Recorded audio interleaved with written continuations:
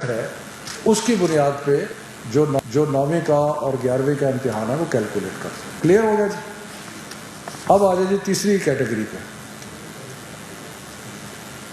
اب ہم نے سوچا تھا کہ جنہوں نے گریڈ 10ویں کا اور 12ویں کا امتحان دینا ہے ان کے ساتھ کیا کیا جائے. تو ان سے فیصلہ یہ ہوا ہے کہ جنہوں نے اپنے کلاس 9 کے اور کلاس 11 کے سارے مضمون پاس کیے ہوئے ہیں ان کو پروموٹ کر دیا جائے. جنہوں نے اپنے 9ویں کے اور 11ویں کے جنہوں نے اپنے 9ویں کے اور 11ویں کے سارے امتحانات جو ہیں وہ سارے سبجیکٹ جو ہیں وہ کلیئر ہیں ان کو 9ویں اور 11ویں کی پرفارمنس کی بنیاد پہ جج کیا جائے. یعنی کہ وہ 11ویں کے بعد یونیورسٹی میں بھی جا سکتے ہیں. باقی صرف اس میں ایک ہم نے ایڈیشنل کیا ہے کیونکہ ہمارا جو پچھلے مختلف بورڈز کے جو امتحانات کے حساب کتاب لگایا گیا تو اس میں دیکھا گیا کہ 9ویں کے مقابلے میں 10ویں کا رزلٹ بہتر ہوتا ہے اور 11ویں کے مقابلے میں 12ویں کا رزلٹ بہتر ہوتا ہے.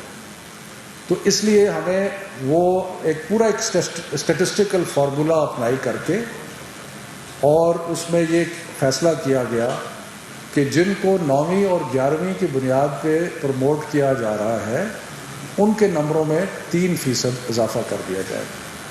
اور یہ جو 3% اضافہ ہے یہ پرانے امتحانات کے سارے جو حساب کتاب لگا کے اس میں دیکھا گیا کہ یہ 3% اضافہ جو ہے یہ کنسسٹنٹ ہے اسٹیٹسٹک سے کہ 12ویں کا رزلٹ اور 10ویں کا رزلٹ 9ویں اور 11ویں کے مقابلے میں زیادہ بہتر ہوتا ہے.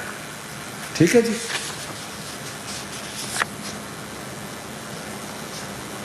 اس کے بعد ایک اور کیٹیگری ہے جو ایسے اسٹوڈنٹ ہیں جو کہ 40% سبجیکٹس میں فیل ہو چکے ہیں 9ویں میں اور 11ویں میں. ان کو پاسنگ مارکس دے دیے جائیں گے. ان کو اور کچھ نہیں گریڈ نہیں کیا جائے گا, پاسنگ مارکس دے دیے اپ ٹو 40%. یعنی کہ جو ٹوٹل امتحان ہے اس کے 40% مضامین میں اگر کوئی فیل ہوتا ہے تو اس کو پاسنگ مارکس دے دیے جائیں گے 9ویں اور 11ویں کے بنیاد کے اوپر. اس کے بعد آ جاتی ہے جی کچھ کیٹیگریز رہ جاتی ہیں ایسی جو کہ اس سارے فارمولے میں فٹ نہیں کرتی. وہ کیٹیگریز کیا ہے؟ ایسے لوگ جو کہ اپنے 11ویں کے امتحان پہ سیٹسفائیڈ نہیں ہیں. وہ سمجھتے ہیں کہ اگر ہمیں موقع ملتا تو ہم 12ویں کے امتحان میں اپنی گریڈ کو مزید امپروو جو ہے وہ کر سکتے تھے. ایک کیٹیگری یہ ہوگی.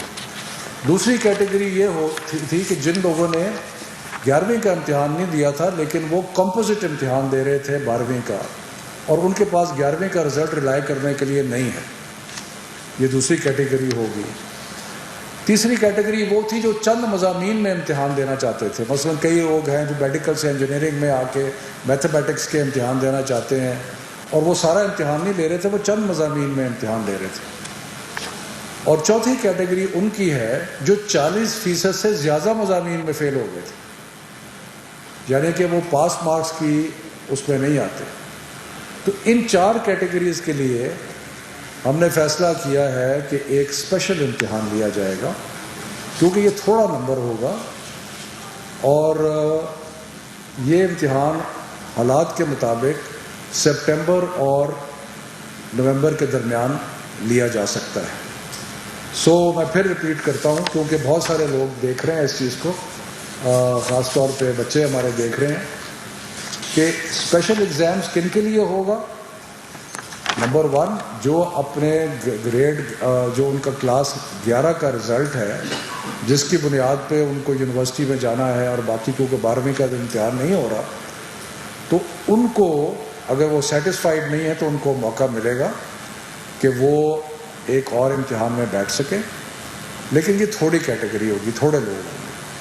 دوسرے وہ کہ جو کمپوزٹ امتحان دے رہے تھے اور اس میں کئی پرائیویٹ اسٹوڈنٹس ہیں, باقی لوگ ہیں جو ایک ساتھ ہی 12ویں کا امتحان دے رہے تھے اور ان کے پاس 11ویں کا رزلٹ نہیں ہے, وہ ہو گئے.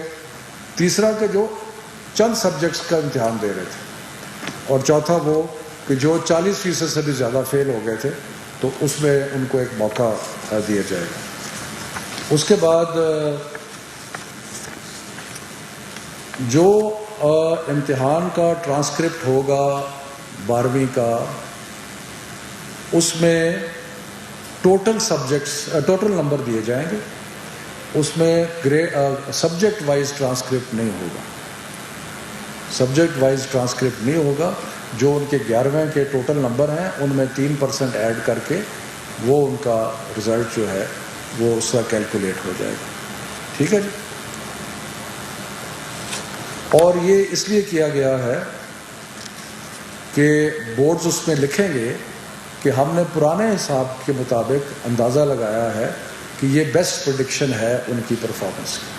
ٹھیک ہے جی. جن بچوں نے اسپیشل ایگزام میں حصہ لینا ہے ان سے ریکویسٹ ہے کہ وہ 1 جولائی تک انڈیکیٹ کر دیں اپنے اپنے بورڈز کو کہ ہم اسپیشل امتحان دینا چاہتے ہیں.